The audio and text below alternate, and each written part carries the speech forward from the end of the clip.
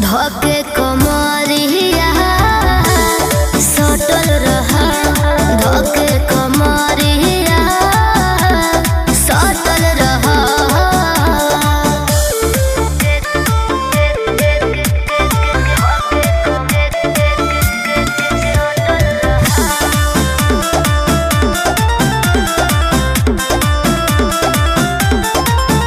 नहीं होता बर्दाश्त, चले आई पास, हमरा जवनिया के थोड़ी दी उपास।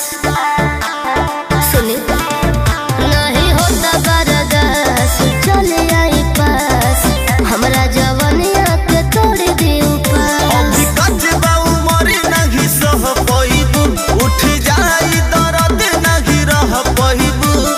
जनी करे इतना नदनिया हो, नाजुक बा तोहर बदनिया हो। छोड़ कई बात छुछे बीत जाई रात, एक बात पे न डटल रहा।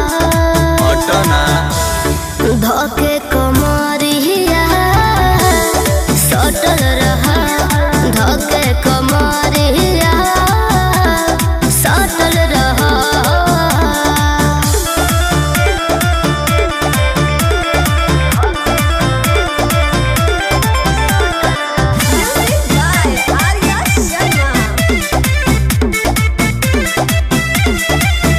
हमर जोरता जवानी, डर दिन पानी, शंकर पिया रउआ बुझतो न बानी। हो, हमर जोरता जवानी, डर दिन पानी, रवि के राजा रउआ बुझतो न बानी। अभी काल्हे के न बतिया भुलाइल बा, हमर काल्हे से मिजाज गरमाइल बा।